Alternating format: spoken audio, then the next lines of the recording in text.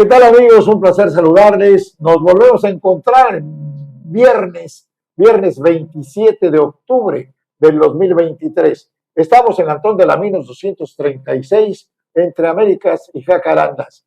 Llevamos 300 días transcurridos. Nos faltan 65 para que termine el 2023. Muchas felicidades a los que hoy se festejan. Y si usted tiene en forma particular una persona que aprecia, que quiere y que respeta y quiere felicitarlo, no dude ni un instante y nos dice, queremos felicitarlo.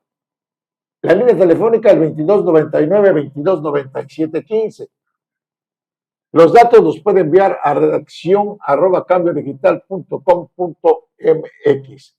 La verdad, simplemente queremos estar con todos ustedes. Si tienen agua, si tienen energía, esperando tener ya comunicación con Acapulco, el arquitecto García Medina, espero que esté bien, de salud, vaya, porque tuvieron problemas la gobernadora Evelyn nos dijo que ya se había abierto la carretera de Acapulco por toda la ruta del Sol hacia la Ciudad de México. El presidente de la República, Andrés Manuel López Obrador, nos dijo ayer que se iba a crear un puente aéreo que no podía ni bajar ni subir aviones en el aeropuerto de Acapulco, pero que por carretera seguirían a Zihuatanejo y que de ahí Volaris, Aeroméxico y ¿quién es la otra compañía? Aerobús. ¿Cómo se llama? Viva Aerobús, Viva Aerobús, antes, Viva Aerobús, Aeroméxico y Volaris hacían servicio para hacer el puente aéreo desde Zihuatanejo, ya sea para la Ciudad de México o para otro destino. Así las cosas, por favor. Después de esto, tendremos datos importantes, una entrevista con un noveno dan de karate, el maestro Alvite. Tendremos también, hoy arranca la Serie Mundial, el equipo de los Rangers de Texas y los Diamonds de Arizona. Emilio Fernando Alonso le da favorito a Arizona, yo le voy a Rangers. Veremos al final quién ganó. Por otro lado, queremos recordarle que Cambio Digital TV el 1 de diciembre estará llegando a los 15 años de estar atendiendo y sirviendo a la comunidad en el estado de Veracruz y para todo el mundo, desde Antón de la Minos 236. Hacemos una pausa y tendremos mucho gusto en saludarles porque también Fernando Meré nos dijo 6 equipos y el día 13 de noviembre habrá una reunión previa con la presentación, pero yo creo que van a llegar a más. Así es que estén pendientes de Cambio Digital TV. Regresamos.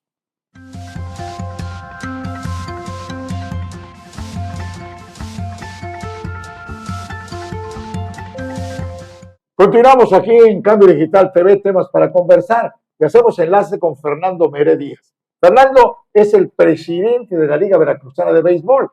Terminó recientemente un campeonato. Se coronó Yanga. Le ganó en 5 juegos a Cotazla.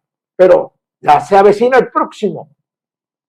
Así es que Fernando Meré está con nosotros en el hilo telefónico. ¿Qué novedades tenemos, Fer? Don Sergio, buenas tardes. Hay un saludo a tu auditorio. Pues muy contento ya para empezar la 10ª temporada, que vaya así muy contento, como se lo he dicho, que va a llevar el nombre de usted. Pues tenemos 6 equipos. El día 3 es la presentación de la liga. Ahí pues todavía hay unos equipos que todavía están indecisos, que a lo mejor podrían ser 8, pero pues ahí vamos a empezar. ¿Quiénes son? El día 3 de la presentación a las 10 de la mañana. ¿Qué y equipos? El día 5 estaremos arrancando. ¿Qué equipos están ya oficialmente registrados? Pues mire, don Sergio, está el equipo de Voladores de Papantla. Esa es nuevo. El equipo de Carrizal. Bien. El equipo de los Terribles de aquí del Tegar, del municipio de Medellín. Sí. Está el equipo novatos veracruzanos que van a jugar acá en Puente Gula. está el equipo de Toro de Tlacotalpan,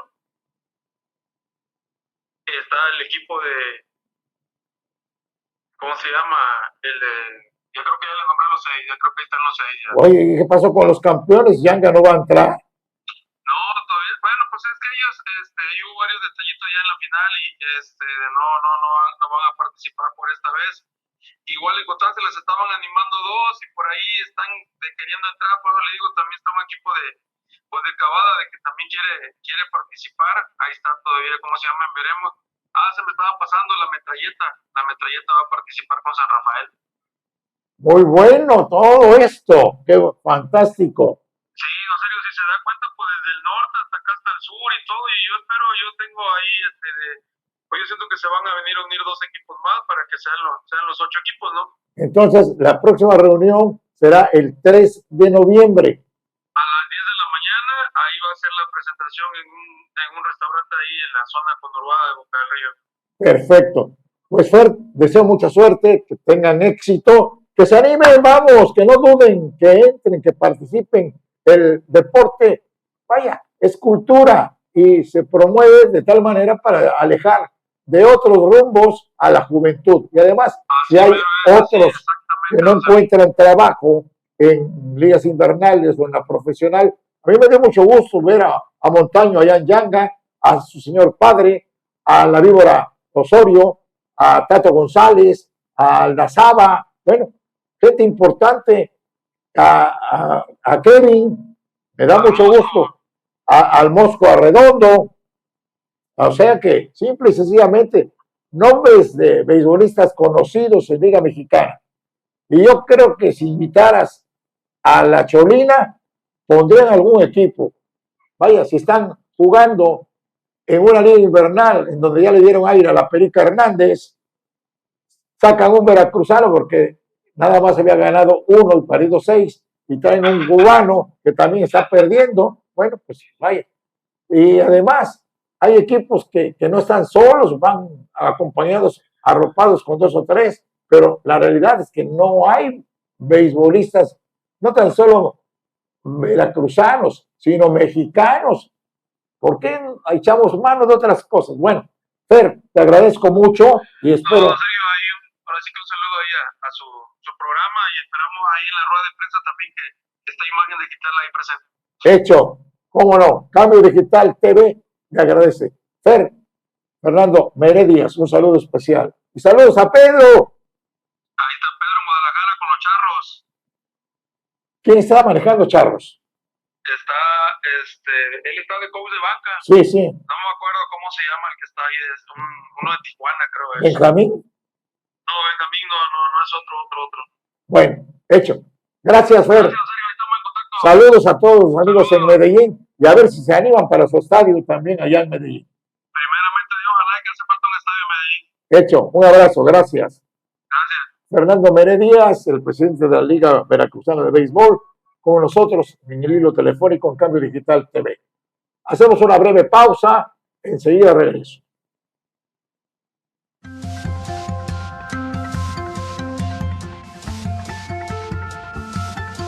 La Tlacotalpeña, restaurante de mariscos, te invita a disfrutar de su cocina veracruzana. Pescado frito, arroz a la tumbada, pulpo en su tinta, manos de cangrejo, ceviches y aguachiles. Además, disfruta de lo mejor del son veracruzano en vivo a partir de las 3 de la tarde. La Tlacotalpeña te espera desde las 7 de la mañana en Canal entre Allende y Guerrero con estacionamiento frente a la puerta.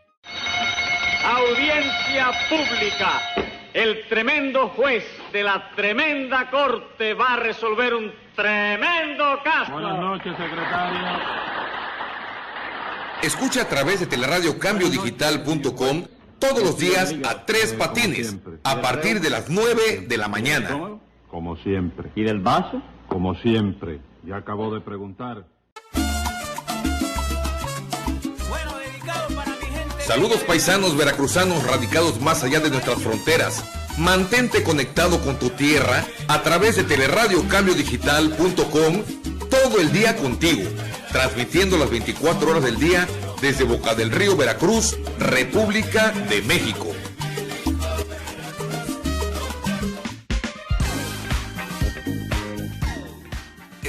escuchando teleradiocambiodigital.com. Todo el día contigo, transmitiendo desde Antón de Alaminos 236 en el fraccionamiento Virginia en Boca del Río, Veracruz, República de México. teleradiocambiodigital.com, transmitiendo las 24 horas del día.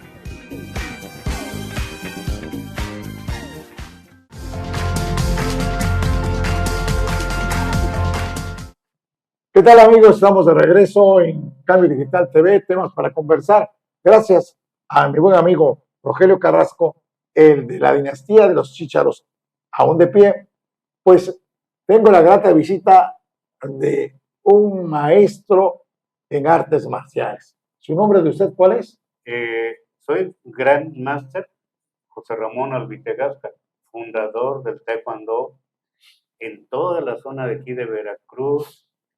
Y pues yo fui el que sembró la semilla del Taekwondo, me quedo impresionado el auge, la cantidad de gente que lo practica ahora. Cuando yo llegué, Albite es su apellido. Albite, sí, ¿Y qué edad tiene usted? 70 años. 70 años. ¿Y sigue practicando? Sigo dando clases. ¿En dónde da clases? Tiene usted a sus órdenes en la escuela central, en la plazuela de la Campana, número 65 Alto. Plazuela de la Campana. Ya llegué. En la lista, Sí, Independencia Cerdán. Zaragoza. Arista Cerdán, Independencia de Zaragoza. Señor Albite, ¿qué grado tiene? Soy el grado más alto que ya existe, o sea, no hay grado más alto que el noveno dan. Noveno dan. Me acaban de otorgar, ¿Cómo vienen las categorías? de explicar. Cuando uno empieza a entrenar, empieza uno como cinta blanca principiante, Cinta blanca principiante. que se dice chobocha en coreano, y luego hace un examen para blanca avanzada, luego para amarilla, amarilla avanzada, verde, verde avanzada, azul, azul avanzada, roja, roja avanzada y cinta negra primer dan. Hay escuelas que han metido otras cintas, digo, con afán de lucro, pero nosotros somos taekwondo tradicional, o sea, taekwondo, el verdadero taekwondo, es lo que yo le explico a mucha gente. ¿Y de qué horas a qué horas da usted sus clases? Bueno, yo estoy ahí prácticamente todo el día, obviamente salgo a un Sí, café alimentos. o qué sé yo, pero Pero yo usted vive ahí mismo en el callejón. no, tiene usted su casa en el lado norte. Al lado norte. Oiga, señor Albite, ¿y desde cuándo radica en Veracruz?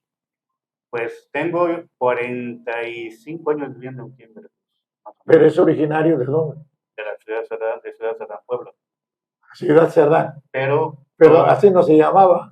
no, se llama todavía San Andrés Chachicumula. Si usted va a ver, igual que en muchos lados ya de la República, el nombre, Chachicomula. Y yo no he ido, le digo porque mis hermanas acaban de ir, porque resulta que... ¿Tienes hermanos? Sí, claro, ¿Cuántos? hermanos. Tengo un hermano que, pues es ahora sí que un hombre él dice que es ciudadano del mundo, porque lo mismo vive en Londres, que en París, que en Inglaterra, o qué sé yo, es millonario. Ah, se entretiene entonces. Sí, no, tiene como 15 o 20 años que no lo veo, no sé si vive todavía. Ah, caramba. Pues espero que viva y que nos escriba, por lo menos que nos mande una postal. Sí. Oiga, ¿y cuesta? ¿Usted cobra mensual? ¿Cómo para que alguien se inscriba en su escuela? Fíjese que yo cobro muy barato, porque como yo empecé y Dios me bendijo al principio cuando yo llegué a Veracruz la gente no sabía qué era el taekwondo y me decían, así, no en broma, me decían, ¿y esto qué es? ¿Cómo que se llama? No, es arte marcial. Ah, es karate, ¿no? Es arte marcial coreano y se llama taekwondo. Entonces la gente empezó poco a poco a Familiarizarse con los términos. En la actualidad, las artes marciales se han globalizado en todo el mundo y mucha gente ya sabe discernir qué es taekwondo, karate, kung fu, en fin. O sea, Hay varias ramas. las originales, se puede decir, las artes originales de arte marcial son tres: taekwondo, karate y kung fu. Taekwondo, karate y kung fu. Taekwondo es el arte marcial coreano. Kung fu es el arte marcial chino. y Karate Do es el arte marcial japonés. Oiga, y a nivel competencias, ¿ha destacado su escuela?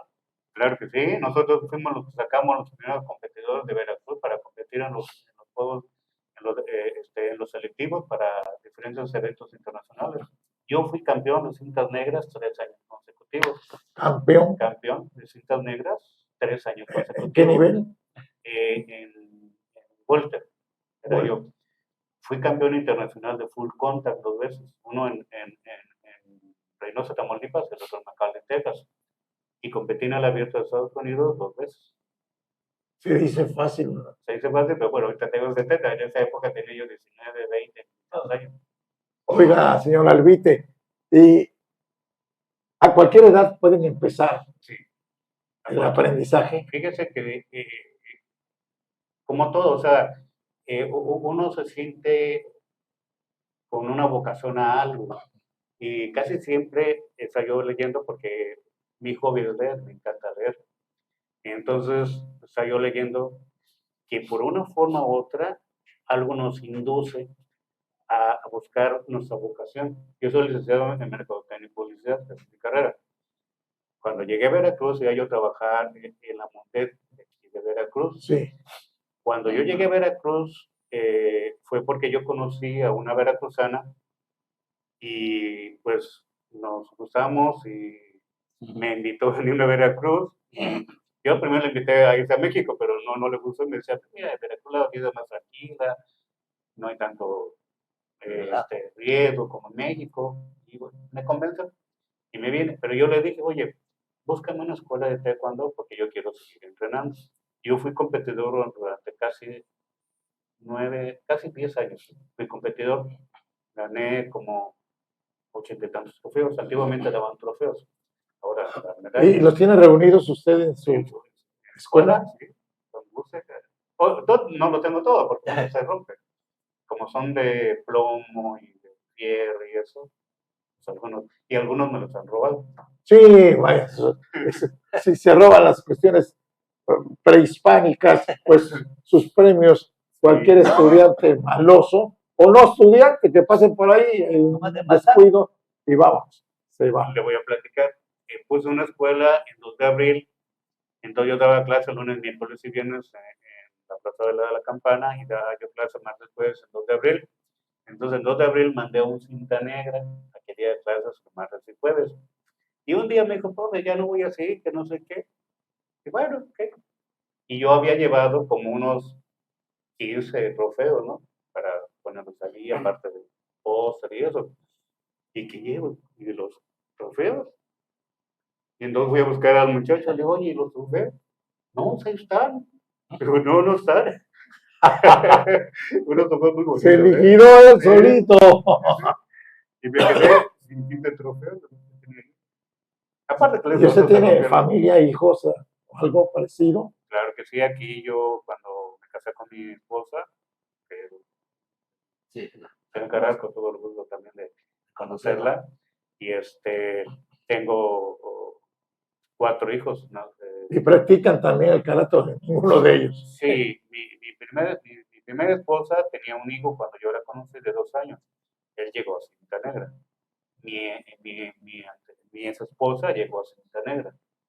Y ella fue muy participativa. Ella fue también un pilar de la escuela, porque Veracruz no figuraba en el ambiente del taekwondo a nivel nacional. Era, pues no se puede decir que iniciara el taekwondo, porque ya tenía mucho fuerza en México, pero ahora sí que quien le dio popularidad, fuerza y presencia al taekwondo fue un servidor. Oiga, ¿y competencias a nivel local ha habido aquí en Veracruz? Bueno, no hay tanto como en México. En la Ciudad de México, todo lo que es el centro de la República tiene mucha población. O sea, Puebla, México, Estado de México, es mucha población. Y pues eso se presta para que haya más posibilidad de poner escuelas. Aquí en Veracruz, yo calculo que debe haber unas 30, 35, 40 escuelas de taekwondo. Caramba, sí, hay bastante. Sí, pero imagínense, en la Ciudad de México. No, pues 20 millones, 16 delegaciones, son como alcaldías. Unas 1000 escuelas. Tremendo. Sí, y es que sabe que en México, como la vida es más violenta, es más peligrosa, para allá, para la gente de la Ciudad de México, es muy normal y común aprender artes marciales.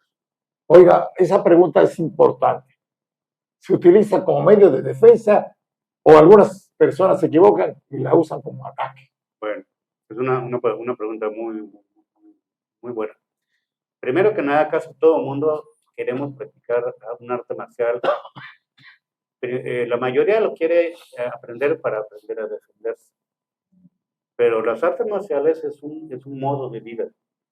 Cuando uno entra a practicar a una buena escuela, porque es escuelas de verdad nada que nada chafas, o sea, patito completamente, no tienen la mística, ni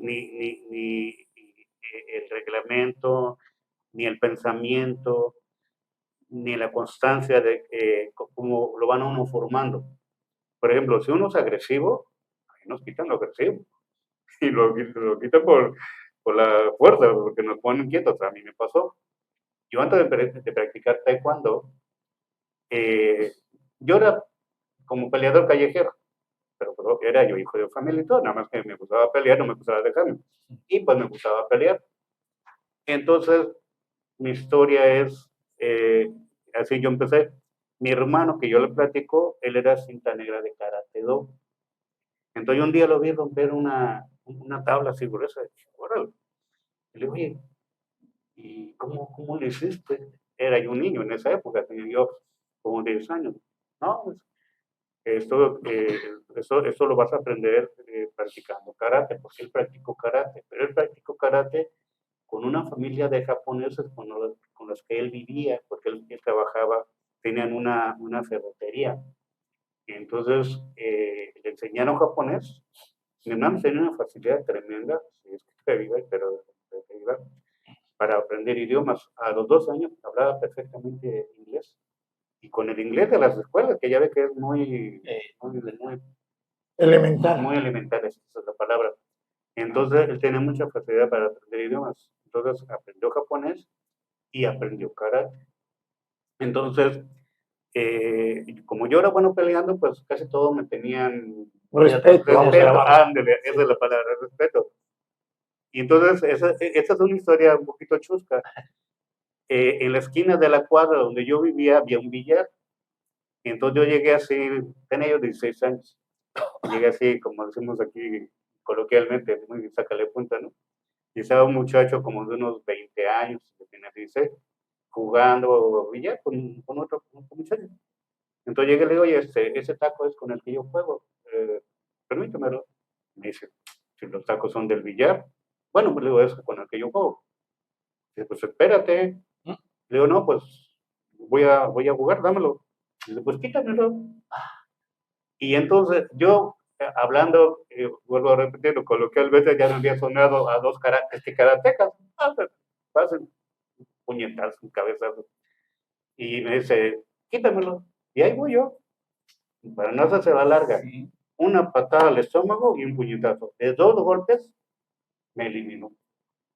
Entonces, ¿Él a usted? él a mí. Entonces, dice, ay, es el taco. Y me dice un amigo de ahí de la cuadra, ¿no? De los grandes, porque ya ve que uno cuando estaba joven, somos los niños, los jóvenes, los grandes. Entonces yo era yo de los jóvenes, de 16 años, y los grandes eran de 20, o qué sé yo. Dice, ay, Alvite, ¿cómo te pones ese muchacho de cinta marrón de karate?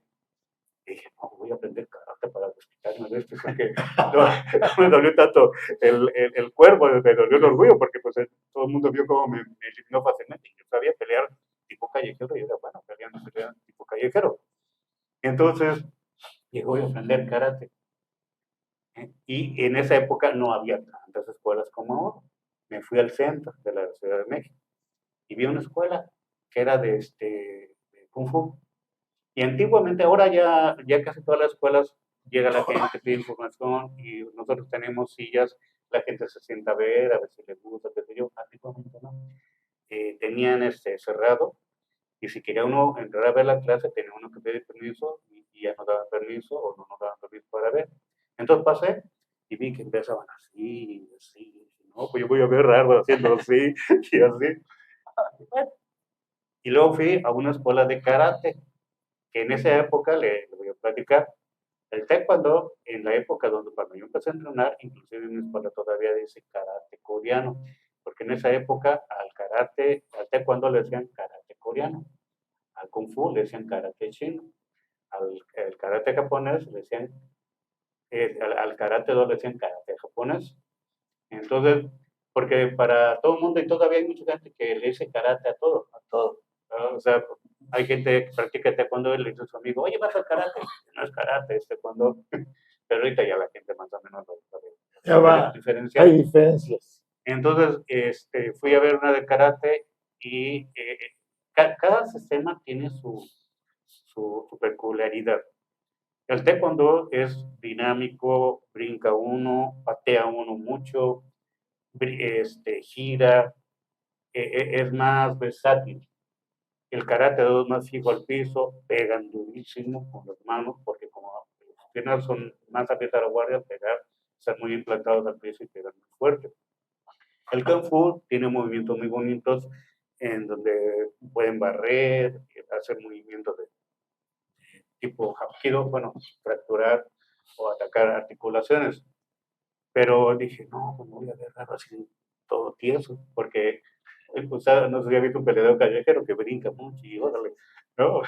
Vamos a pelear. Bueno, voy a la escuela de taekwondo, que yo no sabía que era taekwondo, y le pedí permiso a la secretaria, le digo, oiga, me deja ver, sí, pásate, hay examen, y entro. Y estaban practicando, no, hombre, veo girar en el aire, brincar, y dije, no, pues de aquí soy. Y me enamoré del taekwondo. O sea, me encantaba el fútbol y me encanta el soccer, y lo jugué. Inclusive fuimos campeones de liga, campeones de copa y campeones del Distrito Federal en un equipo donde yo salía después, ya más grandecito.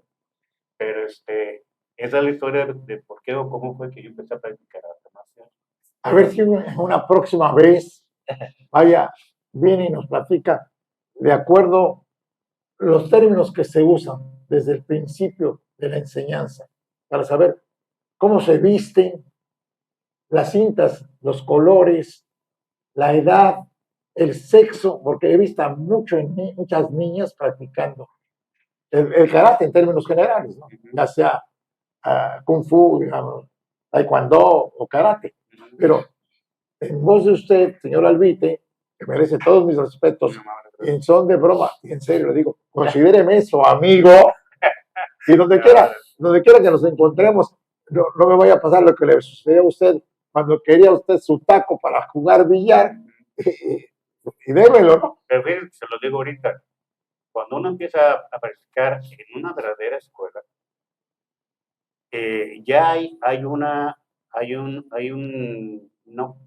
entrenamiento, hay una forma de ver la vida diferente. Y ahí lo que le enseñan a uno es disciplina, respeto y humildad. Son las tres. Disciplina, respeto y humildad.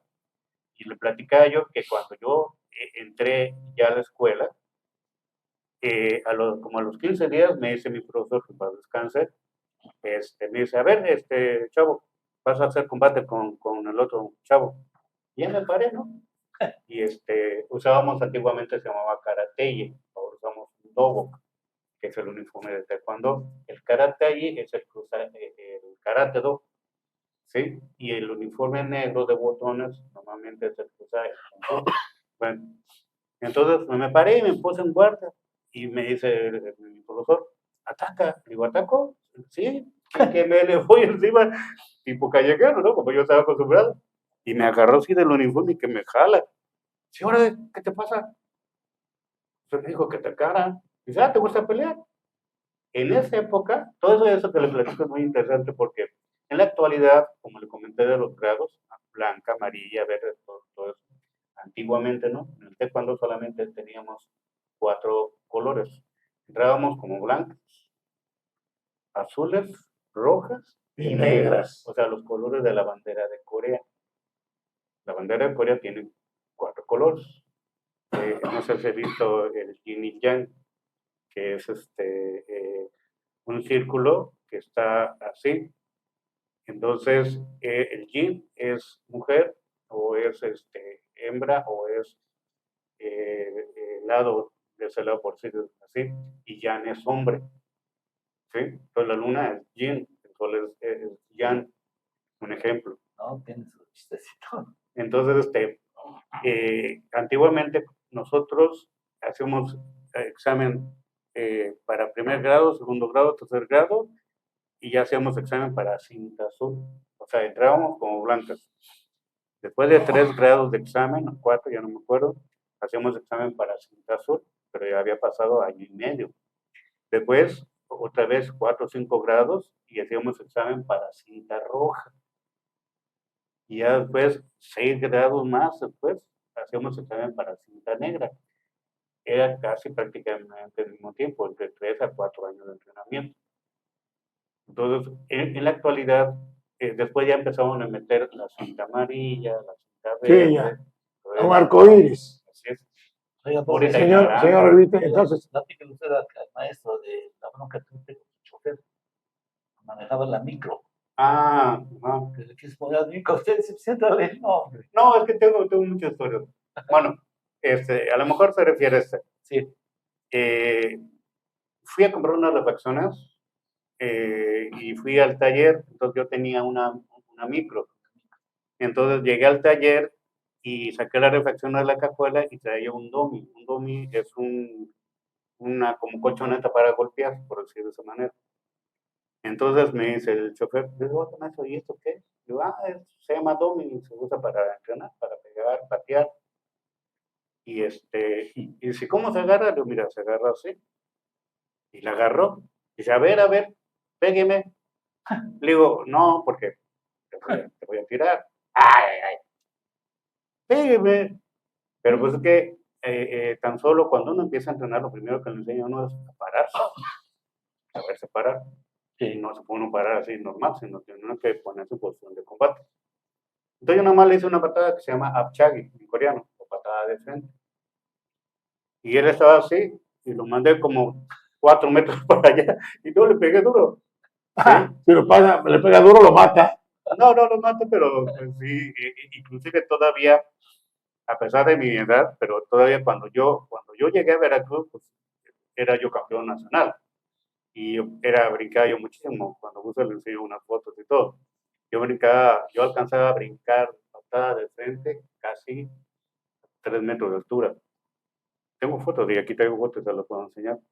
Entonces, yo creo que pues Dios me dirigió ahí y me dijo, ¿de aquí eres? Y sí, de ahí fue. Entonces, cuando yo le di la patada a ese chofer, todo el taller se quedaron así. Y me dice, oiga, profe, ¿por qué pegas? Yo le digo, no te pegues duro. Si te pego duro, te mando hasta por allá. Porque el entrenamiento es para que las personas se vuelvan más fuertes, más rápidas, más resistentes, con mayor reflejo, con mayor habilidad, con mayor sexto sentido, porque hay un sexto sentido que se va desarrollando.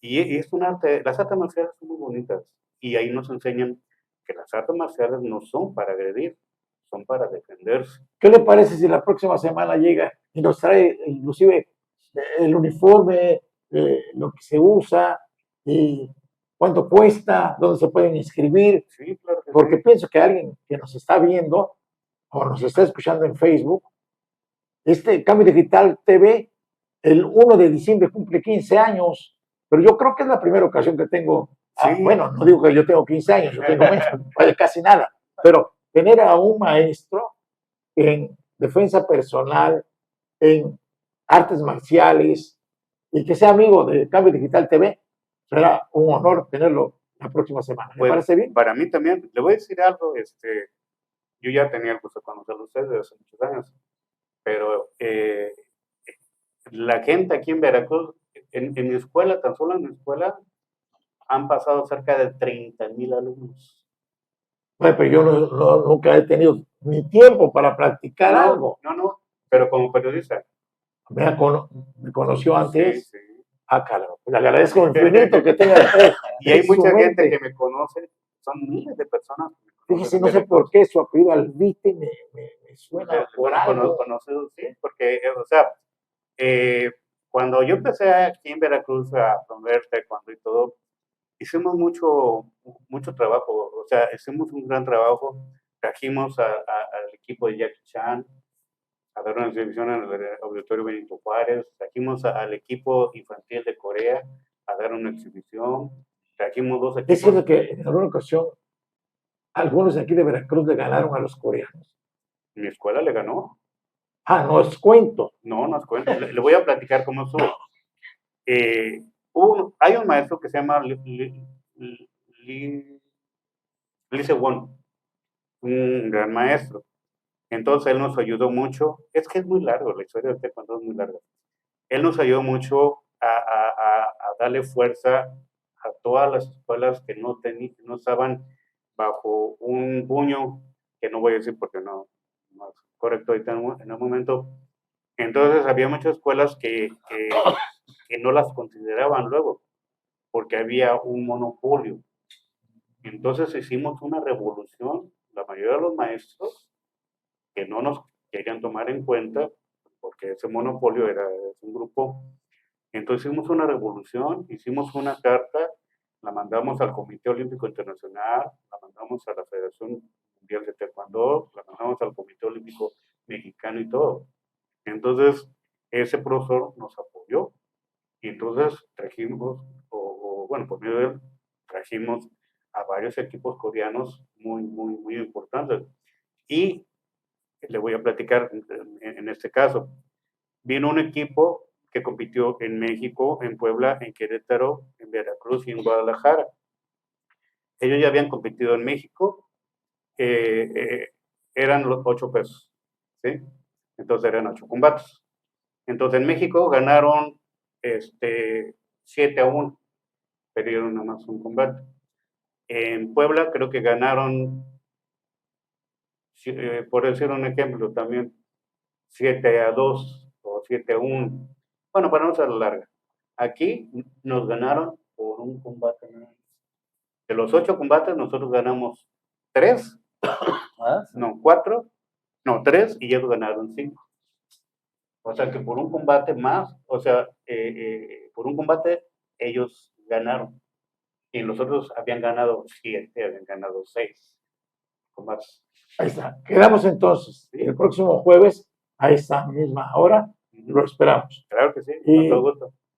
Y posteriormente iremos creciendo en la enseñanza de las artes marciales a través del profesor Albite. ¿Te parece bien? No, nada más quiero decirle algo importante. Yo ahorita soy del grado mayor de taekwondo, soy noveno dan. Me acaban de otorgar, ya era yo noveno dan hace como 7 años. Pero como todo es una cuestión de papeleo, de que tiene uno que cumplir con varios requisitos. Ahorita a mis 70 años tuve el gusto y el honor de que ya me nombraran noveno dan. Es el grado mayor. El siguiente grado es 10º dan, pero es póstumo. O sea, yo que soy maestro, si ahorita me muero, me dan el 10º dan. Caramba, no. En vida, hermano, en vida. Gracias. La próxima semana hacemos el compromiso, Dios mediante. Nos veremos aquí en Cambio Digital TV, temas para conversar. El profesor Albite, noveno dan y un servidor. Hasta entonces. Con permiso, hacemos una pausa, regresamos.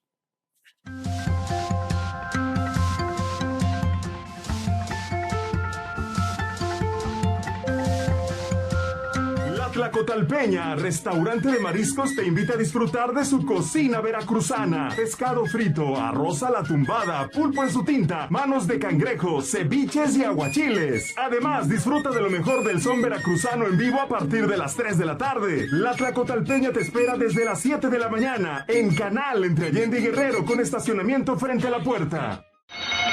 Audiencia pública. El tremendo juez de la tremenda corte va a resolver un tremendo caso. Buenas noches, secretario. Escucha a través de teleradiocambiodigital.com todos los días a 3 patines, a partir de las 9 de la mañana. Como siempre. ¿Y del vaso? Como siempre. Ya acabó de preguntar.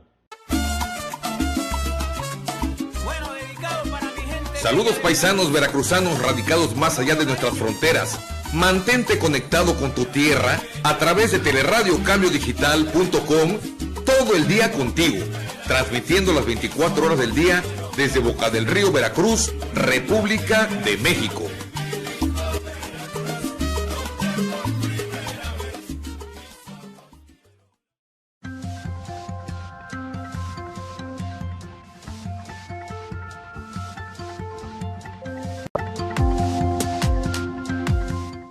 Y aquí en Cambio Digital TV, temas para conversar, no puede faltar la participación de Ricardo Cañas. Vaya que si tiene trabajo Ricardo, y pues queremos invitarle a muchas cosas, pero es aumentar su tarea.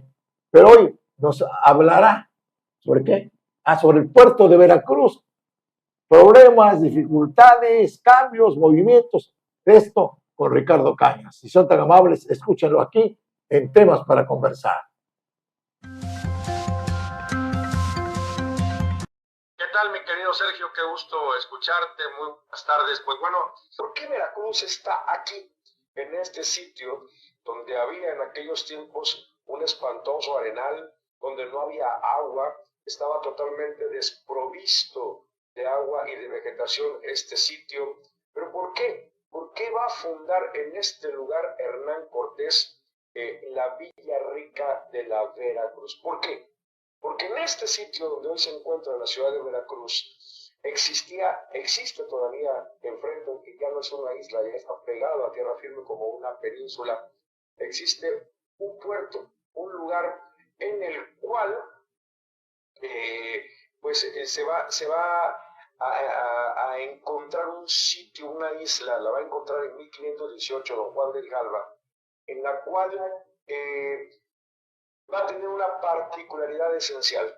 En una parte de esa isla, en la orilla que mira hacia tierra firme, tiene fondo.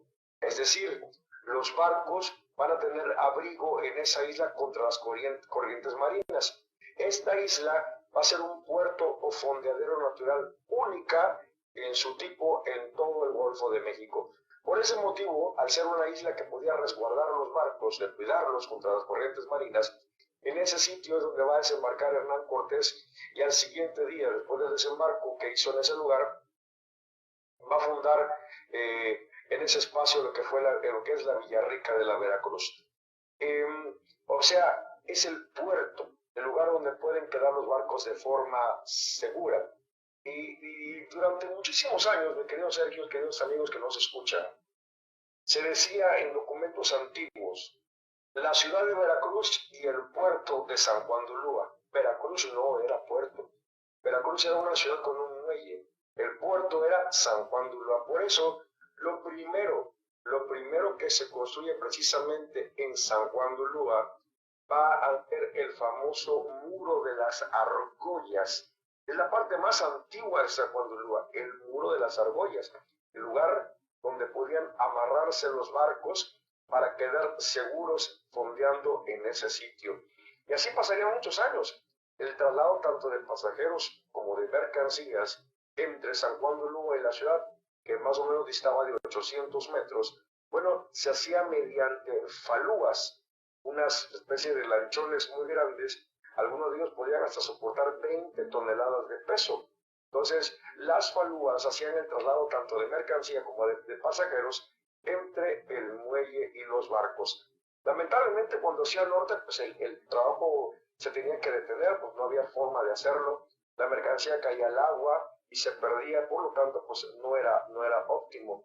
Y así prácticamente estuvo desde que llegó Juan de Grijalva en 1518, que lo descubre el 24 de junio, día de San Juan el Bautista, de allí que en un primer momento le pusieron el nombre de San Juan, y que finalmente fue hasta el intento que hizo don Domingo Buró un 10 de agosto de 1882, donde se hizo un gran evento, una gran ceremonia para la colocación de la primera piedra para la construcción del puerto artificial de Veracruz, que lamentablemente en esa época no se pudo concluir. Mi querido Sergio, fíjate que 3 empresas, como lo de los señores Itz, quebraron en su intento de construir el puerto artificial o la bahía artificial de Veracruz. 3 empresas no pudieron.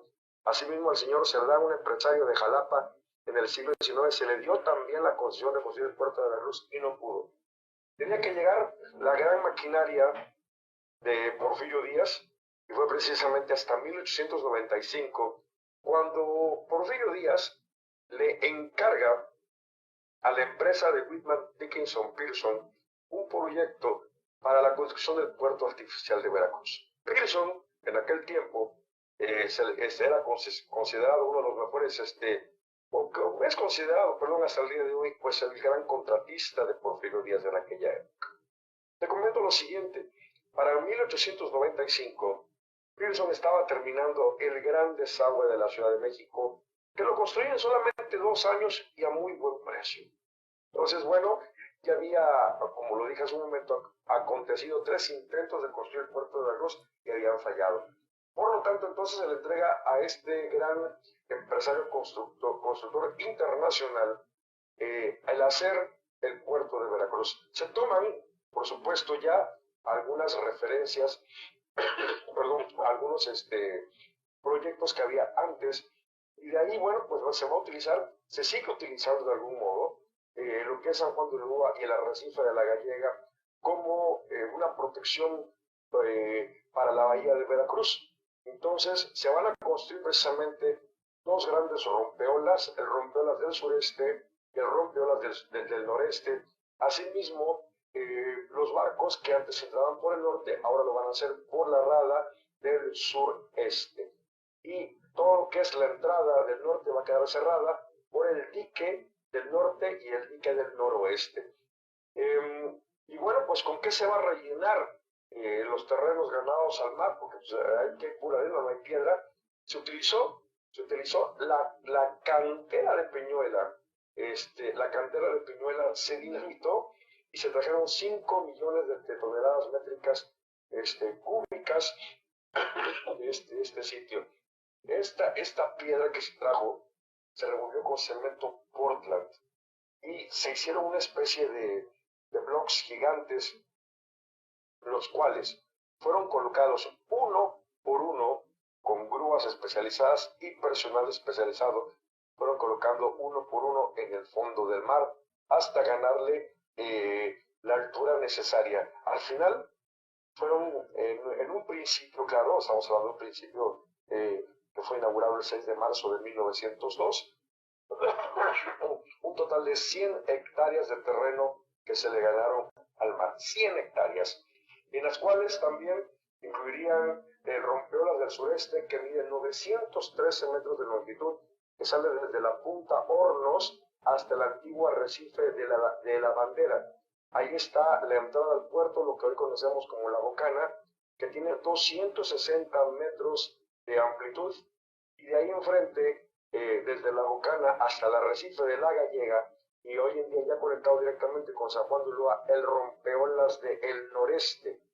Hacia el lado norte se va a cerrar la entrada que había por el norte, y bueno, todo el arrecife de La Gallega del lado norte se va a construir el famoso dique del norte, y de ahí, donde un lugar que se le llamaba San Juan de la Punta, va a arrancar el dique del noreste que va a cerrar la rada norte, uniendo mediante ese dique el arrecife de La Gallega con la tierra firme de Veracruz, y ahí es cuando se convierte San Juan de Ulúa, o deja de ser San Juan de Ulúa una isla y se convierte en una península. Se tuvo que dragar, por supuesto, la rada de Veracruz para alcanzar en aquellos tiempos en el canal principal de comunicación una profundidad de 10 metros para los barcos ya que estaban llegando en esa época. Barcos como, por dar un ejemplo, como el Titanic, que llegaban barcos más o menos de ese estilo a Veracruz. Ya no eran los barcos de la época de Hernán Cortés, ya eran los barcos de vapor de una era muy importante a finales del XIX y principios del siglo XX. Con ello, mi querido Sergio, detonó la demografía en la ciudad de Veracruz. De tener 8,000 habitantes o 10,000 alrededor de 1895, se duplicó exactamente Para 1910 teníamos más de 25,000 personas viviendo en la ciudad de Veracruz. Es cuando existe esa explosión demográfica en la ciudad y se comienzan a construir los patios de vecindad para 1895 para poder albergar a toda esa gran cantidad de gente que llegaba a vivir a Veracruz. Nacieron los patios de vecindad de muchos barrios, entre ellos el famoso barrio de La Huaca y otros barrios más de aquí de la ciudad. ¿Cómo cuántos patios podrás contar en el barrio de La Huaca? Bueno, no me sé el número exacto, te mentiría, pero en Veracruz hubo más de 200 patios, más de 200 patios de vecindad en distintos puntos. En La Huaca hay patios muy grandes como el famoso patio Tanitos, que es todo un laberinto en su interior muy famoso en el corazón del barrio de La Huaca. El puerto de Veracruz fue construido con unas grúas muy especiales, entre ellas se mandó a hacer especial la famosa Draga México para poder escarbar en el fondo del mar y ganar en la profundidad que necesitaba. También se trajo una grúa locomotora gigante que se llamó la Titán. Esta grúa locomotriz Titán, la cual transportaba esos blocks para construir los diques y los rompeolas. Fue una maravilla. Finalmente, para el 2 de agosto, para el 6 de agosto de 1902, se va a inaugurar el puerto de Veracruz. Viene Porfirio Díaz a la ciudad de Veracruz y se va a inaugurar las obras del puerto artificial. ¿Qué quiero decir con ello? Únicamente muelles, rompeolas y malecones. Ninguno de los edificios porfirianos estaba construido todavía, ninguno. Sí, no eso de que Porfirio Díaz inauguró la aduana, eso no es cierto.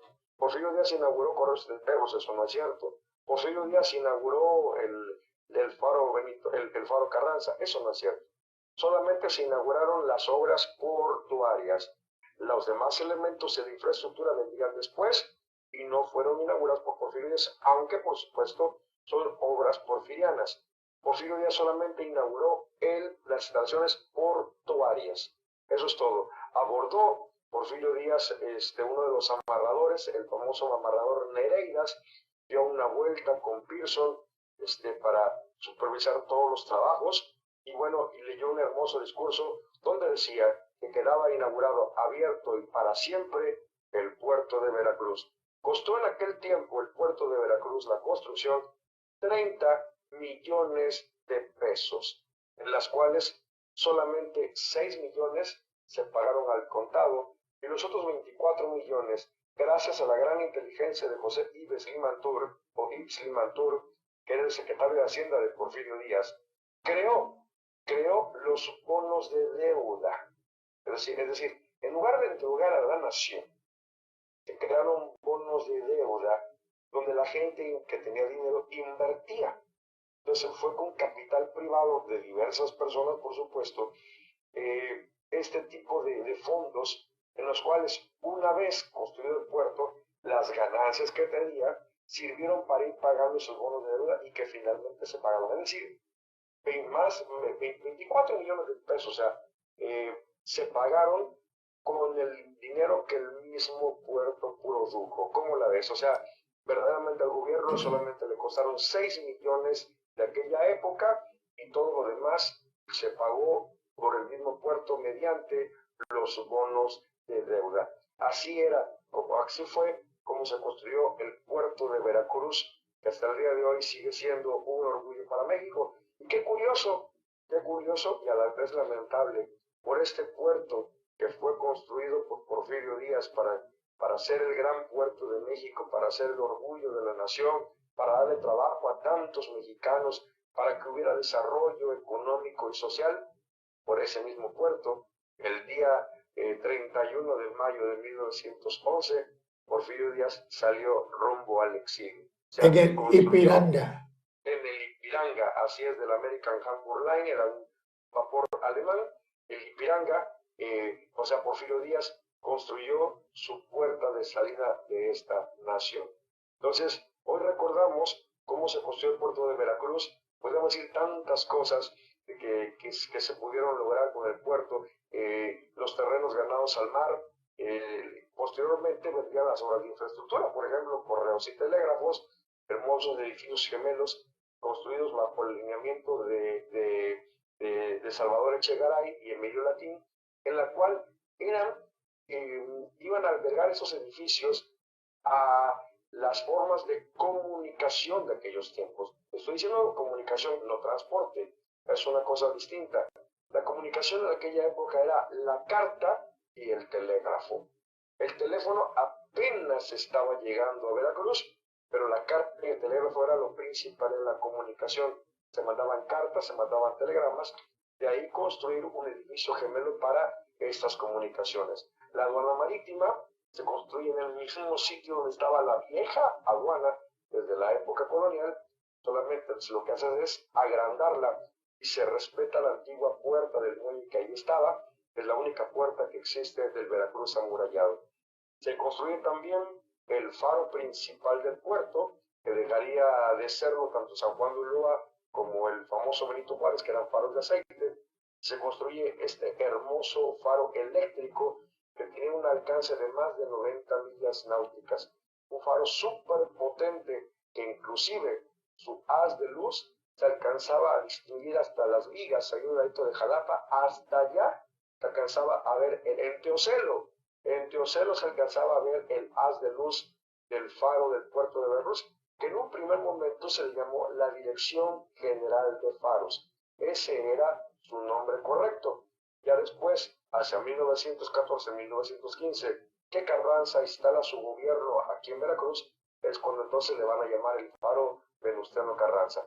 Pero su nombre correcto es Dirección General de Faros. El edificio comenzó a funcionar, o el faro comenzó a funcionar hasta 1910, un poquito tardío, cuando ya estaban instaladas todas las balizas y faros de señalización en la rada de Veracruz. Y desde 1895 se había construido ya un faro eléctrico en la isla de Sacrificios, un faro de poca altura que permaneció ahí hasta el decenio de los años 30. Un bonito faro, ya bueno, pues el faro ya actual desde 1965, que se encuentra también en la isla de Sacrificios. Entonces, la estación del ferrocarril fue construida en 1911, ¿sí? El año que precisamente se fue Porfirio Díaz Alecillo, fue la última obra porfiriana en Veracruz.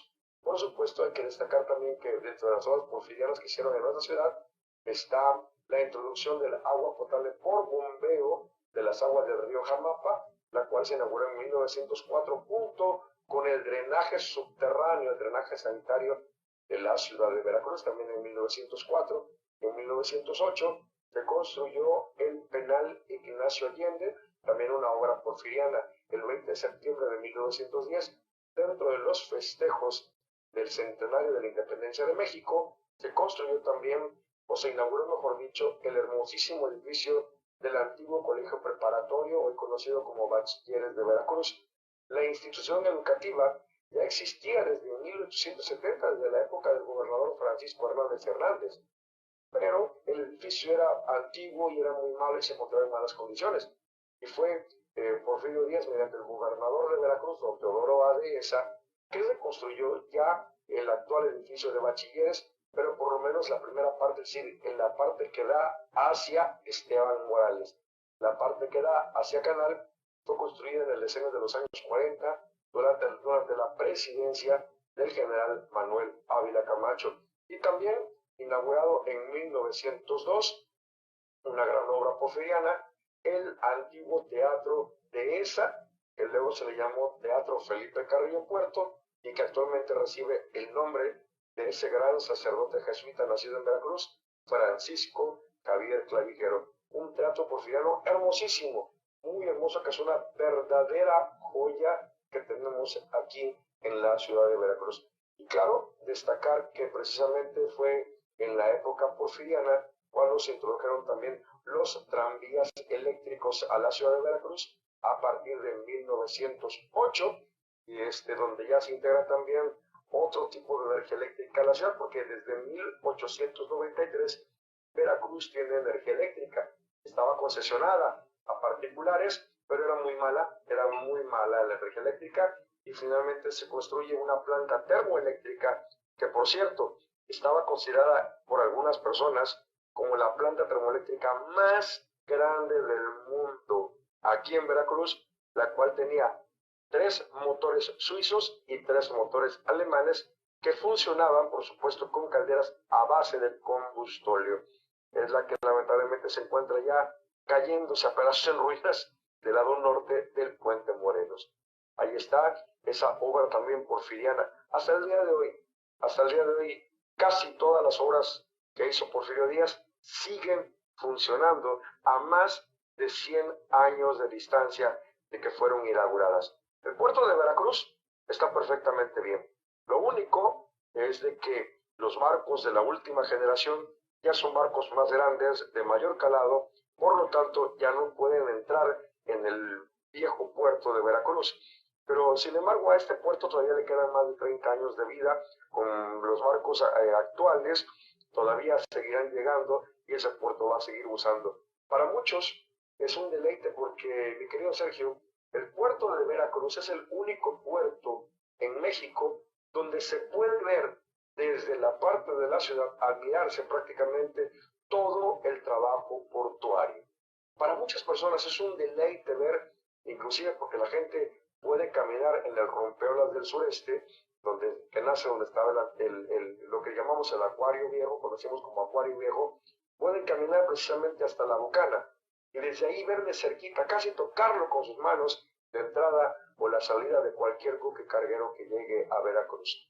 Y bueno, ya entrando al puerto, ver a los famosos remolcadores, cómo es que hacen girar a los barcos o los acomodan en los muelles para llevar a cabo el trabajo de carga y descarga. Más de 24,000 millones de toneladas de carga anuales tiene el puerto de Veracruz. No es el primer puerto de México en las cuestiones del trabajo. Nos gana apenas y nos gana tantito el puerto de Lázaro Cárdenas en Michoacán, pero en Lázaro Cárdenas, Michoacán, tiene una situación. Aquí en Veracruz no se contabiliza en esa carga los automóviles. Si se contabilizara en la carga los automóviles también en Veracruz, entonces sí nos llevaríamos de calle a este puerto de Michoacán que acabo de mencionar, Lázaro Cárdenas, y Veracruz recuperaría, pues bueno, ese título de primer puerto de México. En definitiva, el puerto de Veracruz muy lleno de vida. Tú sabes muy bien, mi querido Sergio, que de los sindicatos que llegaron a formar parte de los trabajadores de lo que eran las instalaciones portuarias, estibadores, maniobristas, cargadores, checadores, etcétera, etcétera. Carretilleros del fiscal y carretilleros de la criminal. Exactamente. De ahí salieron algunos presidentes municipales como el Rafael García Ulí, el negro García Ulí, reyes del carnaval de Veracruz, muchos de ellos hombres que sabían inclusive bailar, pero que eran verdaderamente personajes muy conocidos de Veracruz. Entonces, el puerto de Veracruz, la cosa del puerto de Veracruz, no solamente le dio ese auge económico a México, sino también le dio alegría y vista a este gran puerto y también a México. En pocas palabras, has recorrido mi lindo y bello Veracruz. Sinceramente, mi gratitud abierta para Ricardo Cañas, que nos hace pasar estos instantes maravillosos en temas para conversar. Hay un detalle también que me han estado preguntando. ¿Por qué se demolió la muralla y por qué desaparecieron los baluartes? Muy bien. Fíjate que eso fue un poquito antes de la construcción del puerto de Veracruz. Y querido Sergio, queridos amigos que nos escuchan, para poder en historiografía, es decir, en el estudio y análisis de los hechos históricos, para poderlos comprender, no juzgar, comprender, tenemos que trasladarnos a cómo se vivía y el sentimiento social de la gente en esa época. Para 1880, nadie quería la muralla de Veracruz, nadie. La muralla de Veracruz, aparte de que ya no servía, y de que verdaderamente nunca sirvió mucho, la muralla estaba hecha de coral y si le pegabas un cañonazo, el coral es poroso, y si le pegabas un cañonazo le abrías un boquete. Por lo tanto, pues no servía mucho. Aparte, no era muy alta, apenas medía poco más de 3 metros de alto, y con el paso de los nortes y la arena la enterraba. Entonces, no era verdaderamente una gran muralla defensiva. Entonces, la muralla ahorcaba la ciudad de Veracruz limitando prácticamente los servicios al interior. Afuera de la muralla, es decir, a extramuros, comenzaron a construirse algunos barrios donde, obvio, las casas tenían que ser de madera y parecían de esos tipos de invasión, o sea, no estaban formadas o alineadas con respecto a calles y avenidas.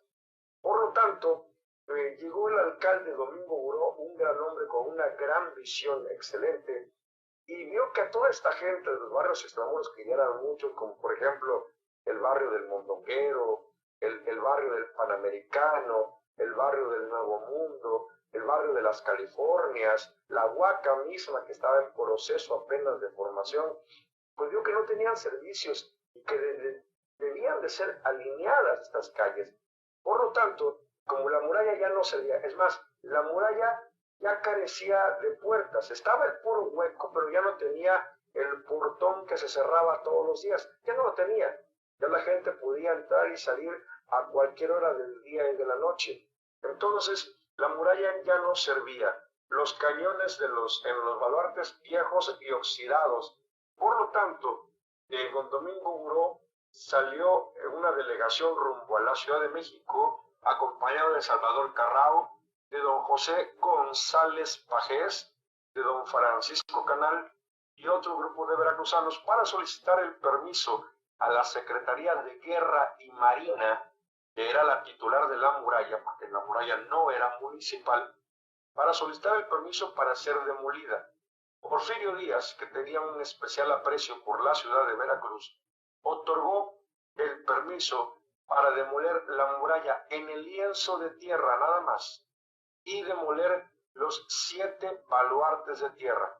No podía demoler ni el lienzo de muralla que daba al mar, y los 2 baluartes del mar, que era el baluarte de la Caleta y el baluarte de Santiago, y tampoco podía demoler los cuarteles militares que se encontraban en el espacio que hoy ocupa el Palacio Federal, el Teatro de la Reforma, y también donde se encuentra hoy en día los que conocemos como las Casas Castillas, el edificio centro comercial. Eso no se podía demoler porque ahí estaba inclusive la cárcel. Por lo tanto, pues bueno, se podía demoler todos los 7 baluartes de tierra y la muralla. Regresa a Veracruz muy contento don Domingo Buró al haber obtenido este logro, que iba a ser el ensanche y la modernización de la ciudad de Veracruz. Y bueno, pues el 14 de julio de 1880 se da una ceremonia muy bonita. A las 4 de la tarde, la comitiva salió del Palacio Municipal de Veracruz. La banda municipal venía por delante. Venían los empleados municipales, el alcalde, los regidores y la gente que lo acompañó, que era muchísima. Fueron caminando por toda la calle de Zamora, pasaron a un ladito de la casa que había ocupado Benito Juárez García aquí en Veracruz, y en tan solo a media cuadra, ahí en la intersección de lo que hoy es la calle de Zamora con la esquina, vamos a decirlo así, de lo que hoy es el callejón de Santos Degollado, allí estaba la puerta Acuña y por supuesto la muralla. El alcalde Domingo Buró dio un discurso y ahí dio el primer barrotazo para demoler la muralla de Veracruz. Se traían todos los días a los famosos rayados, los presos de San Juan de Ulúa, que tenían uniforme de rayas, para llevar a cabo el proceso de demolición y que saliera prácticamente gratuito, porque hasta eso, la muralla, con el permiso, debía ser demolida por el ayuntamiento, más no por el ejército. Entonces, bueno, sería un gasto municipal que lamentablemente pues no prosperó el hecho de que fueran los rayados. Por lo tanto, Domingo Buró, en esa gran inteligencia, pensó en algo más. Pensó en toda la población de Extramuros. Iba a haber un problema muy grande, mi querido Sergio. Al momento de destruir la muralla y de extender el paso de las calles del interior del recinto murallado hacia el exterior, iba a tener que demoler muchas casitas que estaban construidas hacia el sintonizón. Entonces estaba consciente de ese daño patrimonial que iba a hacer a esas personas. Por lo tanto, había que resarcir el daño. Y lo que hizo Domingo Buró fue una cuestión muy, muy inteligente. Convocó a toda la gente que vivía en el exterior de la muralla de Veracruz, los barrios extramurales, a que ayudaran a demoler la muralla y los baluartes. Como pago, se iban a llevar todo el material, el escombro, para que con ese mismo, ahora pudiera esa gente construir sus casas dentro del nuevo lineamiento de las calles extramurales. Es decir, te estaban regalando el material para que construyeras tu nueva casa y ahora perfectamente alineada en una calle bien trazadita. Entonces, imagínate qué oportunidad tan grande. Toda la gente de los barrios extramuros pues se abocó a destruir la muralla para poder tener material y construir sus casas que dejaran de ser de madera para construir ahora de material. Por eso, todas esas casas que están sobre Hidalgo, esas casas viejas, claro, que están sobre Hidalgo, sobre Guerrero, sobre Bravo, y por ahí, por todo lo que es prácticamente desde Montesinos, Emparan, Constitución hasta Canal, están construidas con la piedra o el coral que sacaron de la muralla y de los baluartes. O sea, la muralla no desapareció, se recicló, se convirtió en casas para la gente que vivía en los barrios a extramuros. Hay dos cosas que quiero agregar a tu plática, mi querido Ricardo. ¿Sí? Ese edificio donde albergó por muchos años la fábrica de puros La Prueba, está hecho no de tabique, no de ladrillo, está hecho a base de piedra y está la huella ahí mismo en la calle de Zamora, en contraesquina de donde está la puerta que le llamaban, ¿cómo decías? Es la puerta nueva o puerta Acuña. Acuña. Bueno, y ahí en esa puerta Acuña está una placa, algo maltratada quizás, pero está la placa. Lo más trágico es que aparece ya el día de hoy, ya tiene varios meses, un anuncio. Se vende esa propiedad. ¿Quién la tiene esa propiedad, Ricardo?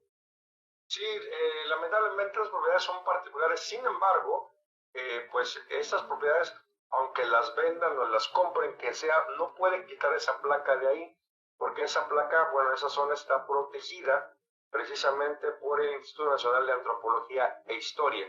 Entonces ahí hay dos placas importantes,